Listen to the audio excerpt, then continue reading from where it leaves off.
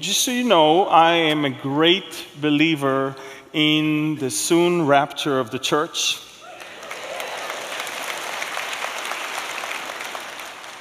Because I believe that if in the middle of November you see Christmas lights, then Thanksgiving is around the corner.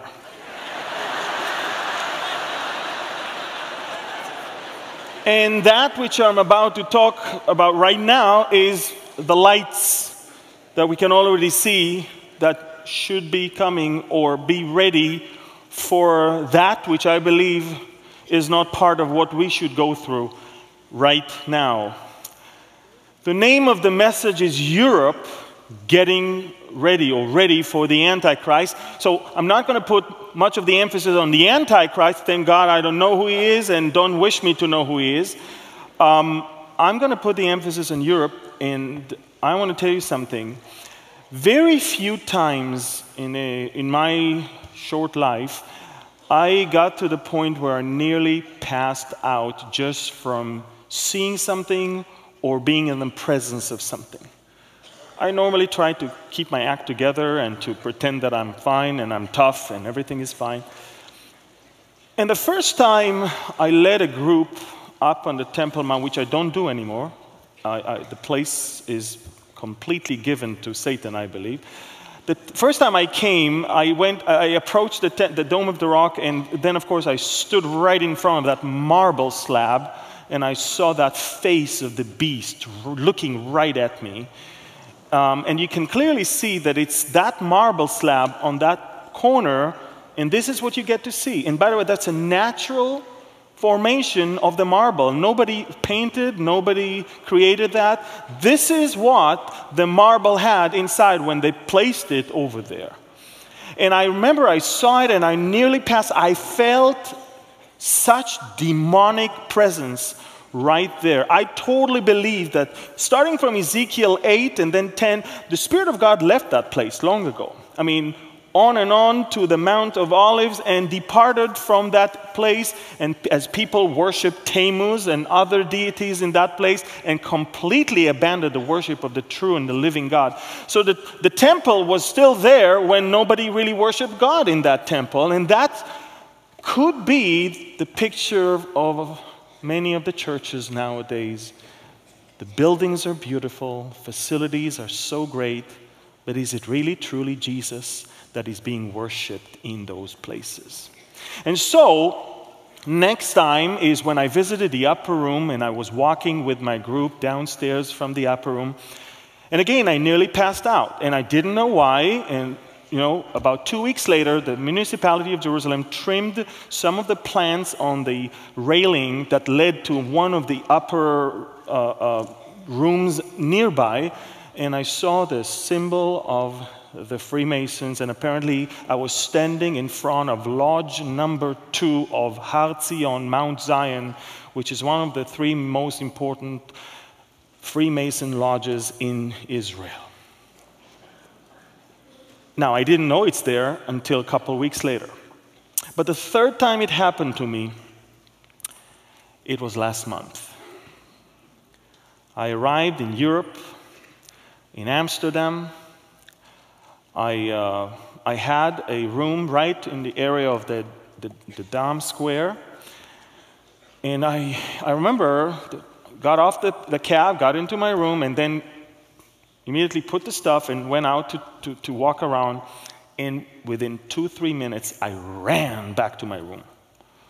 And I was there to write something, to have several meetings there. And every single time I left my room outside, within 10 minutes, I ran back. I couldn't even breathe. And the Lord spoke to me and then we had an interview with Jan. The last one I had was from my hotel room in Europe. And that is the moment it dawned to me. I am in the heart of the kingdom of the prince of this world. And I am in the heart of the place that is already prepared for the rise of the Antichrist. And let me tell you, I try not to be sensationalist. I hate those things that people try to throw names and places, but But I never, ever bought that thing that the Antichrist is a Muslim, simply for 3 reasons. One, I don't know a single Jew that will ever claim that a Muslim is his Messiah, including myself. 2, I don't know any single Muslim that will have peace with the Jews. And 3rd, I don't know a single Muslim leader that will actually allow the Jews to have a temple on the Temple Mount. So, you know, that alone is, to me, absurd to even think about.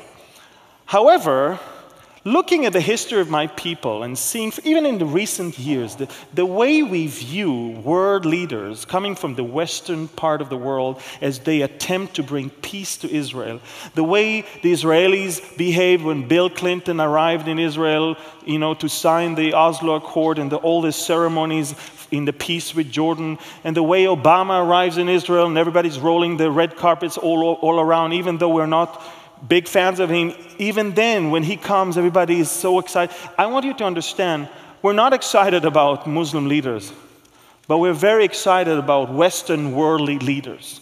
And Israel doesn't want to become like the Muslim world, but Israel always wants to become like the Western world. And it's interesting how Europe is really getting there.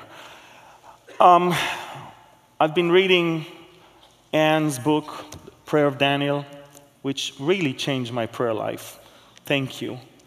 And of course, that gives me the chance to read again and again Daniel, because this is an amazing character in the Bible. And in his dream, we all know that there was that interpretation of that image made of 4 different materials: the head of gold, the chest of silver, the thighs of bronze, the legs of iron, and the feet partly of iron and partly of clay. We can see that image on the screen. We all understand that the head of gold was the Babylonians that were ruling at that time. And then we have the Medo-Persians, which is the breast and the arms of silver. The Greek Empire is the belly and the thighs of brass. The legs of iron are Rome, that ruled from 168 BC to 476 AD. And of course, the mystery has always been the feet of that big image, a feet that was a mix of iron and clay. And by the way, iron and clay cannot really mix. It's something that was doomed, was made to be not really united. And we can see, and I'm going to try to show you how I believe Europe, or Western Europe today, is indeed that which the stone that Daniel looked at is shattering, the feet. The first 4 empires were fulfilled in the scope of Bible history. We've seen it throughout, whether it's Old or New Testament, all the way through the Roman Empire. But the 5th one, the Roman Empire, the new one, is to continue until its final dissolution in the 5th century AD. And then, of course, we have the feet. The only unfulfilled part is the feet, as I said. Iron and clay cannot mix. And that means that we're going to look at a very weak, disunited power that ultimately will be broken and smashed by a rock. And who is the rock? I love it, you know. You know, Psalm 118, Matthew 21, Isaiah 8, Isaiah 28, 1 Peter 2, 6, 1 Peter 2, 8, 1 Corinthians 10, 4. The stone which the builders rejected has become the chief cornerstone. The stone which the builders rejected has become the chief cornerstone. This was the Lord's doing, and it is marvelous in our eyes. He will be as a sanctuary, but a stone of stumbling and a rock of offense to both the house of Israel, as a trap and snare to the inhabitants of Jerusalem. Behold, I lay in Zion a stone for a foundation, a tried stone, a precious cornerstone, a sure foundation. Whoever believes will not act hastily. Behold, I lay in Zion a chief cornerstone, elect, precious, and he who believes on him will by no means be put to shame. A stone of stumbling and a rock of offense, and all drank the same spiritual drink, for they drank of the spiritual rock that followed them, and that rock was Christ.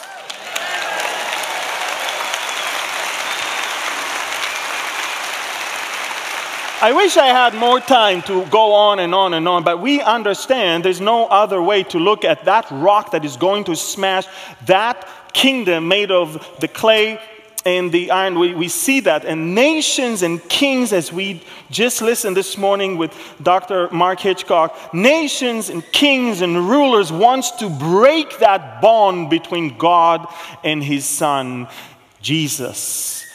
But we must remember, why do the nations rage and the people plot a vain thing? The kings of the earth set themselves, and the rulers take counsel together against the Lord and against his anointed, saying, let us break their bonds in pieces and cast away their cords from us. The rock smashing the feet is definitely Christ in his second coming. So we have to be excited about two things. Not only about our rapture to be with him, but also about the fact that when he comes, we come back with him, and he will put an end to that evil empire that is going to be ruled by the Antichrist of that time. Now we know that Nebuchadnezzar was the king of Babylon. Some say he built it. Well, Babylon in Hebrew is Bavel. Bavel goes all the way back to Genesis chapter 11, verses 1 through 9. We all know they went to the valley of Shinar to build a tower, and that was the Tower of Babel. The name Bavel in Hebrew is that God confused them. And so this is what the Tower of Babel looked like. As you can see, unfinished. They never finished it. God really smashed and destroyed it. This is an art depiction of what the tower would look like. The Babylonian Empire, destroyed by the Medes and the Persians in Babylon. And I'm going to show you how Babylon started moving. Watch this. So first of all, the Babylonian was destroying Babylon. The Persian Empire, which controlled Babylon, was destroyed by Alexander the Great in Babylon. The Greek Empire by Alexander the Great was destroyed by the Romans in that area of Babylon. And it's just that the Roman Empire was never destroyed in Babylon. It stopped right there. They were destroyed by the Germanic tribes, and not by Babylon, but in Europe. So Babylon was in Babylon and kept being Babylon throughout history as kingdoms rose and fell. But once it came to the Roman Empire, once it came to the western part of Europe, it actually stopped right there. This is where it stopped. And it's interesting because I'm thinking about those 10 horns that Daniel 7 mentioned, from which the Antichrist is going to come. And only Western Europe makes sense to me. We're talking about 10 different tribes, of which 3 don't even exist anymore. The Visigoths, the Anglo-Saxons, the Franks, the Alemanni, the Burgundians, the Lombards, the Suevi, Heruli, Ostrogoths, and Vandals, of which, as you can see on the screen, 7 still exist. The last 3 don't exist anymore. Amazing how one area of the world fits that particular thing. And I'm looking at that crown of stars that was given to the EU flag, and I'm thinking to myself, wow, isn't that crown that was given to the Queen of Heaven? That same Queen of Heaven that is a title given by the Babylonians to the earthly mother of Nimrod, the one who was known in their mythology as the builder of Babylon. That same Nimrod that we know was the great-grandson of Noah according to Genesis 10:8, in that mythology was the great builder of Babylon. And his mother, the Queen of Heaven. And so, watch this. We see that which is in Genesis, the Tower of Babel, which is by no means a satanic symbol of rebellion against God and the attempt to either prove that there is no God or to replace him. It's not a picture of what we see today. Almost everyone around is either trying to prove that there is no God or to take his place. I'm amazed because this is Satan's first goal from day one. He told them in the Garden of Eden, God doesn't want you to eat from that fruit, lest you will be like him. You can be like him if you will eat. And it's interesting because in Isaiah 14, when we read about Satan, how he was cast down all the way from heaven, but he wanted to be all the way up there, high above, like the Most High. The city of Babylon became a symbol, and God destroyed that tower in the city, and it became a symbol of sin and rebellion against God. And it's interesting because the Babylonian exile was an unthinkable thing. The people of Israel, the people of promise, those who were taken from darkness into the light of the promised land, are now, because of their disobedience and because of their rebellion against him, are marching back to the city that is a symbol of rebellion. By disobeying God, you are basically marching to the area of rebellion, to the place of rebellion. That is why I was so amazed when I was in Vienna in the Kunsthistorisches Museum, which is the museum for the history of art. And that same Tower of Babel is there, and you all know it was a very famous painting on 1563, painted by Peter Bruegel the Elder, a Dutch famous painter. And when they designed the EU Parliament building, you all know, they took that particular painting and designed the EU Parliament in Strasbourg, France, exactly according to it. Oh, Amir, you have such a developed imagination. Well, try and take a tour in the EU Parliament building, they'll tell you that. They're not even hiding that. You think Europe is hiding that? Take a look at we're talking about a $12 billion complex, and it was completed in the year 2000 and stands as a symbol of the pride of man that man takes in his rebellion against God. And if you still doubt that this should be reminding of the Tower of Babel, take a look at this poster that the EU produced. Europe, many tongues, one voice. And the Tower of Babel is right there. And then you see a star full of all the symbols of the occult and different religions. And then he said, we can all share the same star, free for all. That's Europe of today. And outside of the EU Council building in Brussels, you have another amazing statue standing there. A woman rides a beast. And that is, of course, their version of the story why Europe is called Europe.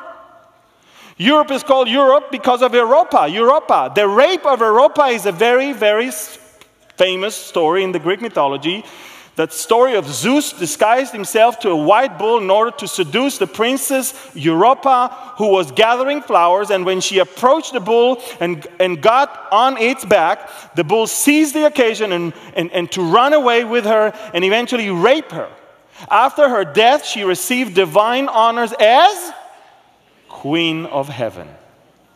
That same deity is all throughout the Babylonian and the Greek and reached all the way to the Greek mythology.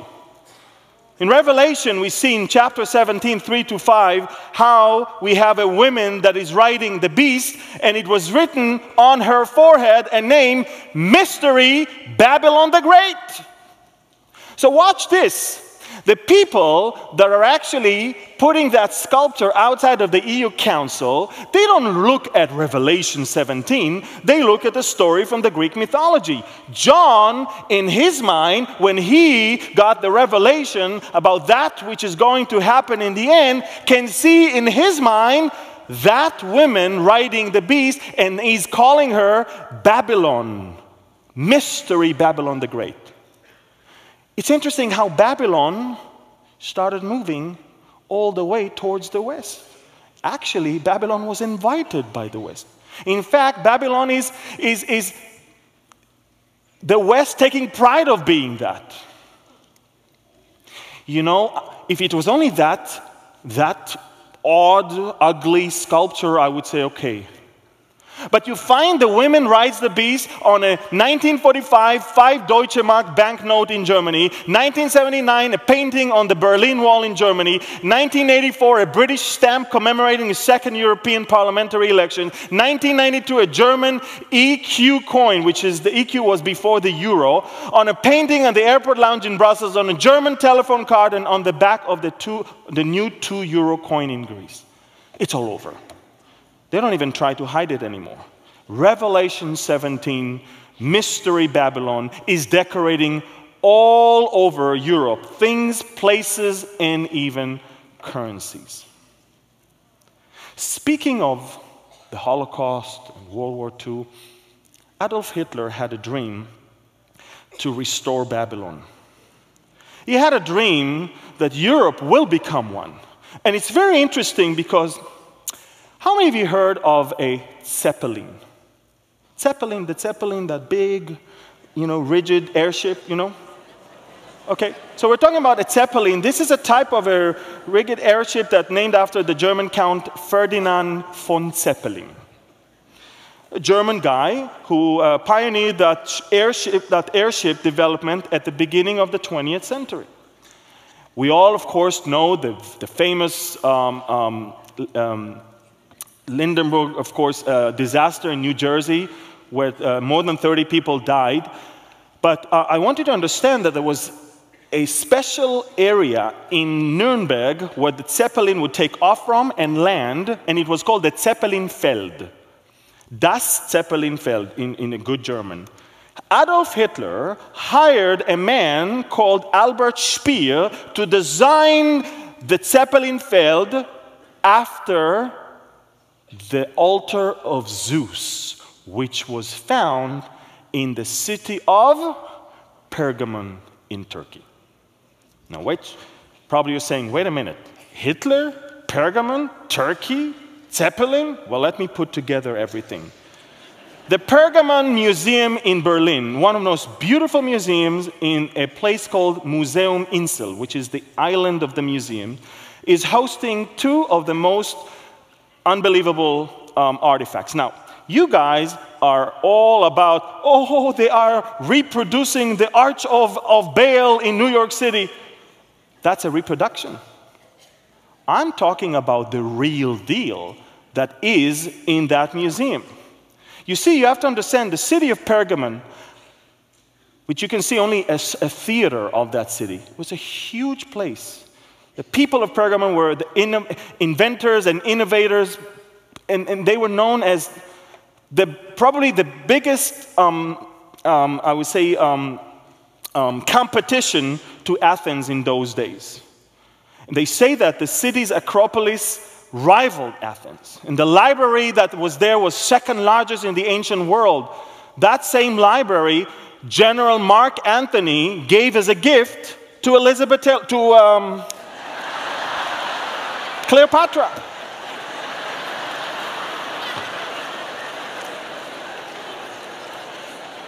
The people of Pergamon were known as what we call the temple keepers of Asia. The city had 3 temples dedicated to worship of the Roman emperor.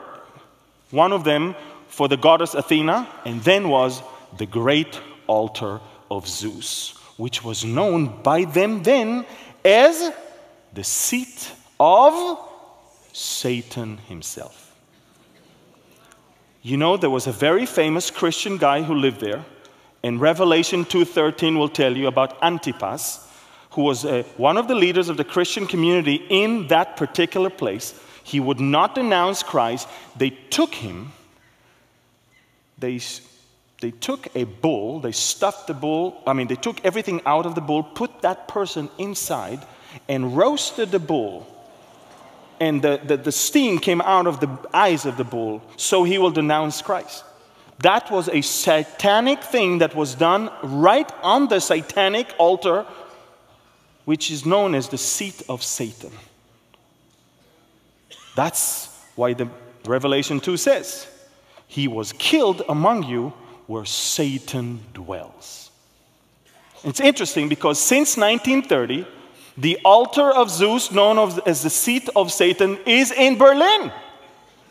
inside that museum. And that particular thing you see is the way Adolf Hitler asked Albert Speer to design Zeppelin-Feld for all the marching and all the ceremonies of the Nazi troops and the Nazi party. He knew what he's doing. Not only that he wants to restore Babylon, he wants the seat of Satan to be right there. And if that's not enough, and you think I'm sailing with my imagination about Europe inviting Babylon, one of the other things that is in that museum is the Ishtar Gate to Babylon. In fact, this is one of the gates from Babylon that was taken from Babylon as is and brought to Germany by the archaeologists in the 1930s. So in that museum you see the seat of Satan and the gate of Babylon. And you know, you don't have to think that all started in the 1920s or 30s or 40s. No, it started way before. You see, in Europe, we had horrific things that started then. Have you heard of the Knights Templar? Group of people, religious order that was established in 1118 AD. And they, of course, they were there to protect the pilgrims coming all the way to Jerusalem. And these people were given some territory in the church or the palace that King Baldwin II built right where the Dome of the Rock is today.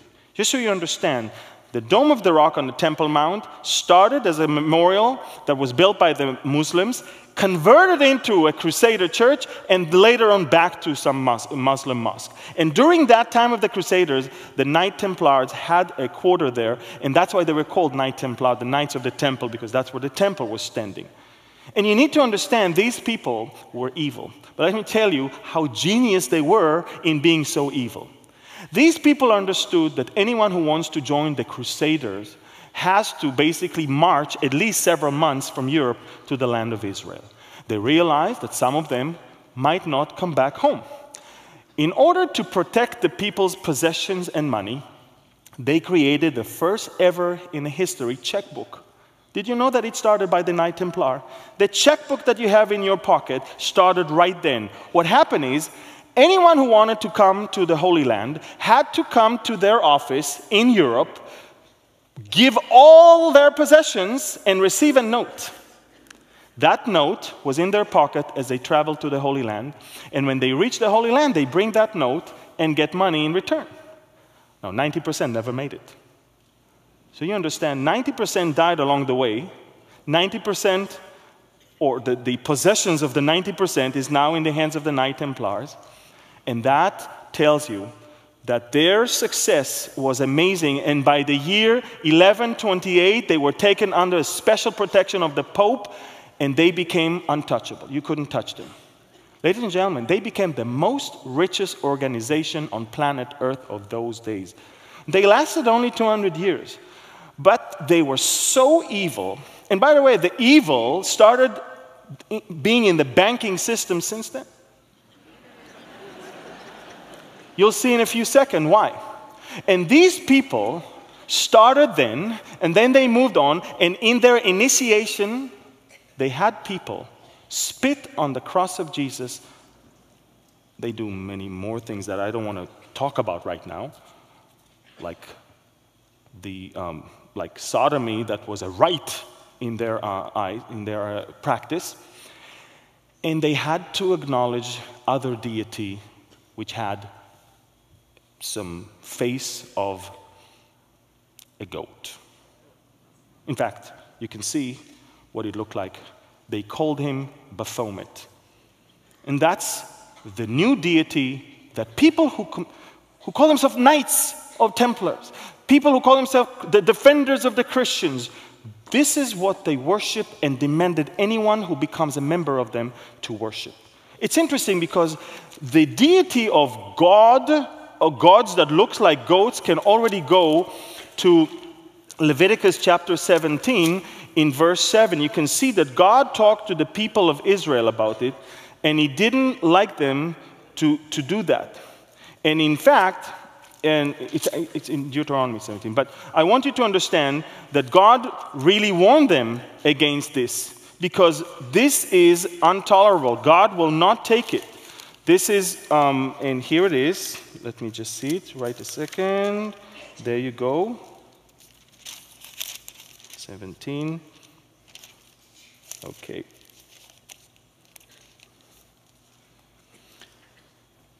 Now, I'll find it in a second.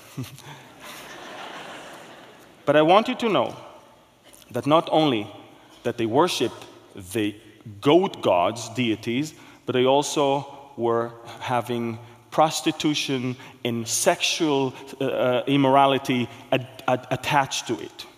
That performance continued as the evil continued in Europe. The evil continued from that time of the Knight Templars, which were exposed by the King of France, and they were executed, but they continued. They continued all the way until we get to Europe of the 18th century, the Europe of the Enlightenment era, the Europe of something that has started then and became a very dangerous occult, a very dangerous secret society. And we're talking about a combination of what I call a disappointed Jew and a Jesuit who was very frustrated. Now, we all know that the Rothschild family wasn't called Rothschild. As you all know, in 1743, a goldsmith named Amschel Moses Bauer opened a coin shop in Frankfurt and in Germany, and he hung above the door a sign depicting a Roman eagle on a red shield. That man had a son, and his son was Meyer Amschel Bauer, and in a very early age, he showed unbelievable immense of intellectual ability, became very, very successful, and eventually returned back to Frankfurt to buy his father's shop, and he went back in 1743, and that big red shield that was still displayed over the door, recognizing the true significance of the red shield. And then what he did, he changed his name to Red Shield, which is in German Rothschild or Rothschild.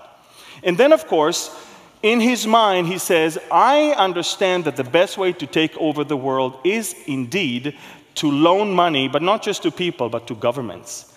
And that's how I can make sure they do anything I want. He started a cahoot with another very disappointed Jew. And we're talking about Adam Weishaupt, that was born in Ingolstadt in the year 1748. And he was someone who was adopted by the Jesuit order and turned to be someone who worshipped Satan himself. We're talking about someone who was following some philosopher like Voltaire and others. And we're talking about the combination of a Satan worshiper and a combination of someone who wants to take over the world, and they realize that this is their opportunity in Europe of the 18th century to take over. It was so dark, it was so evil, that they had to put upon themselves a face of benevolent organization, yet inside their job was to do something completely different, to destroy the evangelical church that just started in Europe and to take over the world. They did not believe that God really deserved to be worshipped. They believed that in the picture, it is Satan who needs to be worshipped and not God himself. That's how the Illuminati was born on May 1st, 1768 in Ingolstadt in Germany. They took upon themselves a name that was of a secret society in Germany from about 100 years earlier. Illuminati means they illuminated, enlightened ones. What light? The light of Lucifer. And when they were exposed as Illuminati, they realized we need to infiltrate into something completely new. And they realized that in 1717, the Masons started in London and continued all the way. The Masons were Masons. They built things. That's why they were called Masons. But there was a problem. In Europe of those days, in the 1700s, no more cathedrals were built. No more big churches. No more big buildings. They were jobless. So the operative Freemasons became speculative Freemasons. They started dealing with the wrong things. And Mr. Weishaupt, together with the Rothschild, infiltrated into the Freemasons, which was the most successful secret society all around Europe at that time, and they realized this is our way to continue our plan. I want to read to you two things that Masons wrote in their books. One, Albert Pike, Morals and Dogma, page 321. Lucifer, the light bearer, strange and mysterious name given to the spirit of darkness. Lucifer, the son of the morning, is it he who bears the light? Doubt it not. And another European woman, Sister Helena Petrovna Blavatsky, in The Secret Doctrine, she said, it is Satan who is the God of our planet and the only God. Satan, or Lucifer, represents the centrifugal energy of the universe, this ever-living symbol of self-sacrifice for the intellectual independence of humanity.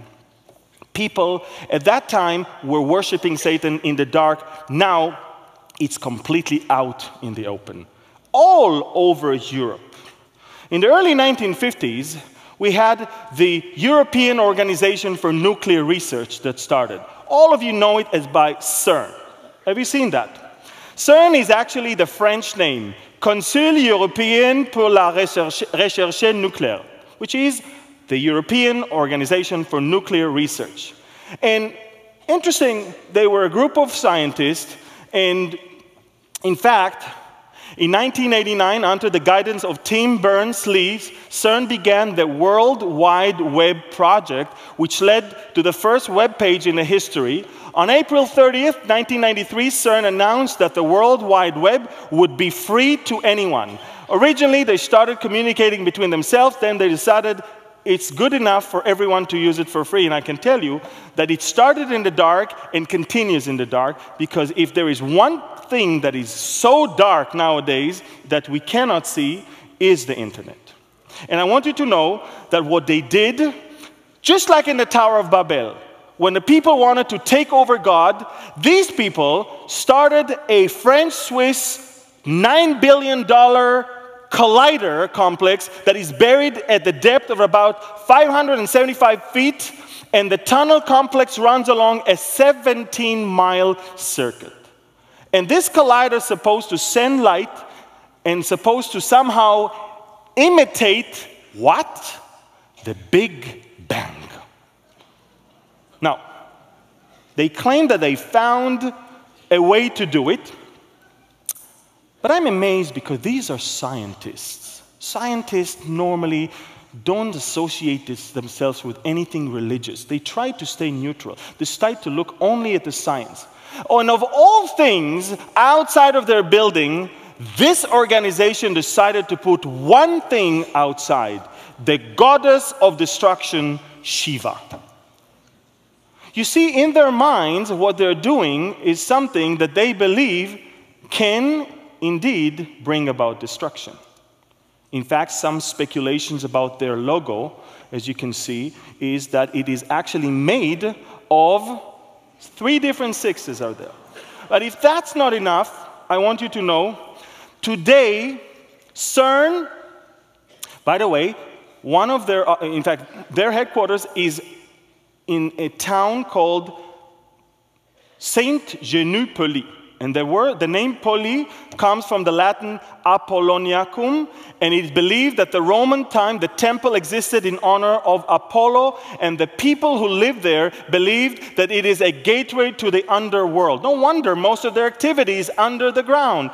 It is interesting that CERN is built on that same spot. In Revelation 9, verses 1 and 2 and verse 11, to him was given the key of the bottomless pit, and he opened the bottomless pit, and they had a kind over them, which is the angel of the bottomless pit, whose name in the Hebrew tongue is Abaddon, but in the Greek tongue has the name Apollyon. They are located in a place named after Abaddon, after that which is in charge of the bottomless pit. But today, CERN is more famous, or I would say infamous, for something else. For an upcoming experiment in which scientists will play God in an effort to recreate the conditions immediately following the Big Bang event that gave birth to the universe millions of years ago. So people in Europe put upon themselves horrific deities and then locate themselves in a place named after the angel in charge of the bottomless pit, and they want to act like God by creating something like him. June 1st, 2016 of this year, the opening ceremony of Gotthard Base Tunnel, a 57-kilometer-long tunnel in Switzerland, the longest and the most expensive tunnel in the history of planet Earth. They had a very strange opening ceremony, and this particular person is wearing that head of a goat. This is Baphomet, just so you understand. And let me tell you what happened during that particular ceremony or event. The central figure is a production of the Goat Man, striking resemblance of Baphomet.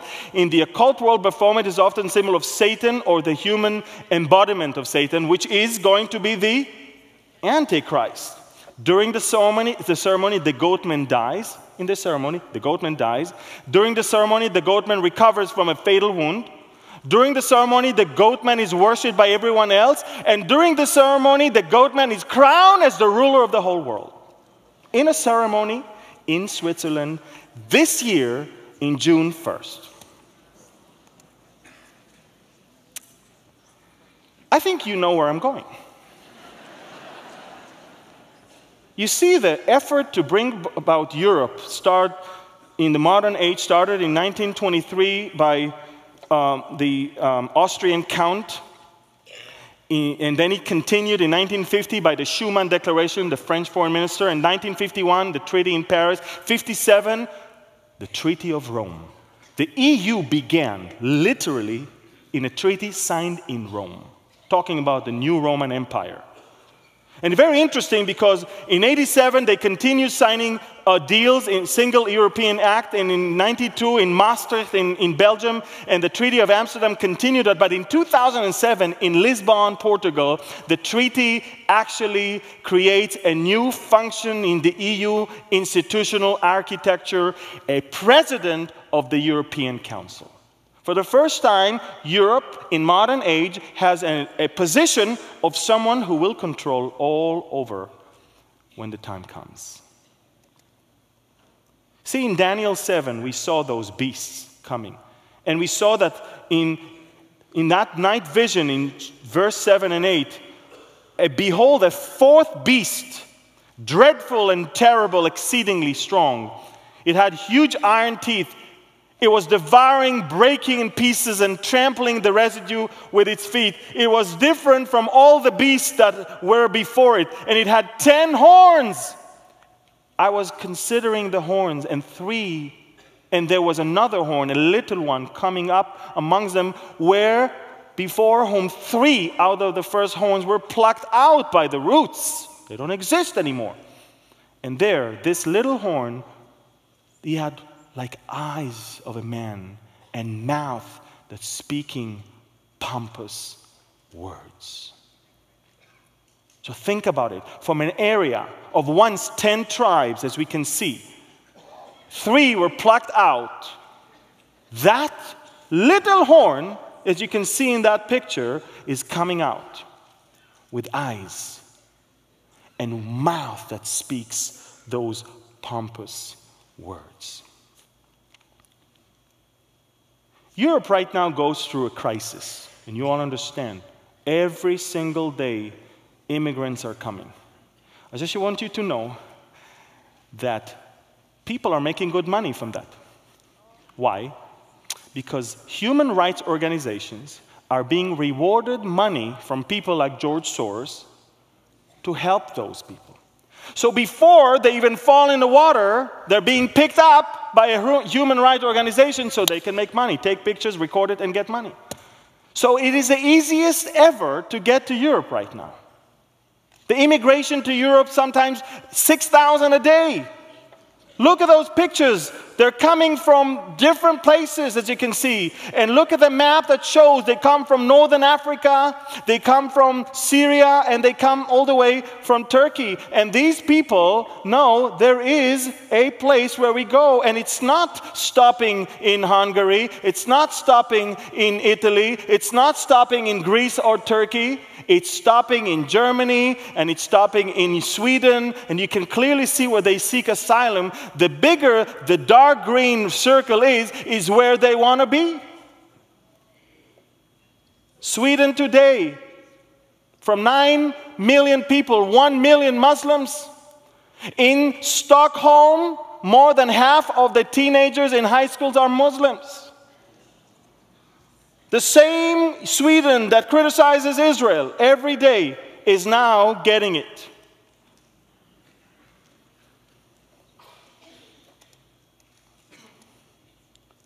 And you know, the Vatican has a solution. The solution of the Vatican is this. If you want to be good people, you just need to understand that you don't have to lose your faith in whatever it is, but just be good people. Say good, be good, do good. That's it. Hold hands and let's sing Kumbaya. All churches, Catholic churches, now opening their doors for those refugees to come. And they tell them, you just have to be good. You're like us. Be like us. There's a leadership crisis right now in Europe. Never before, people and governments were so far apart.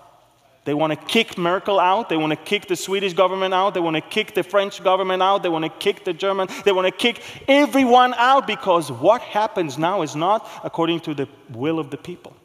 So the Vatican stands right in between the government and the people and says, hey, don't worry. We're going to change them. They want to be good. They will be good. They ran from Islam, from radical Islam. All we need is to train them to just become good people. Do good, be good, say good, feel good. This is the new world religion. You don't have to believe in Jesus in order to enter the kingdom of God. That's what the Pope said. Just do good things. And every one of those immigrants is going to adopt it. Why? Because he doesn't want to go back. He doesn't want to go back to radical Islam. If things will be better, he might go back. But right now, in Europe, he's looking for some sort of hope.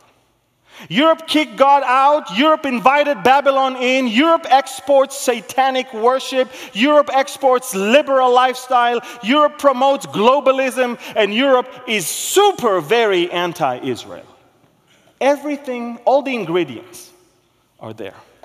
The place is ready for someone to rise from that ashes of horrible moral condition and the leadership crisis. Someone is about to rise. Now watch this. Russia is going to attack Israel.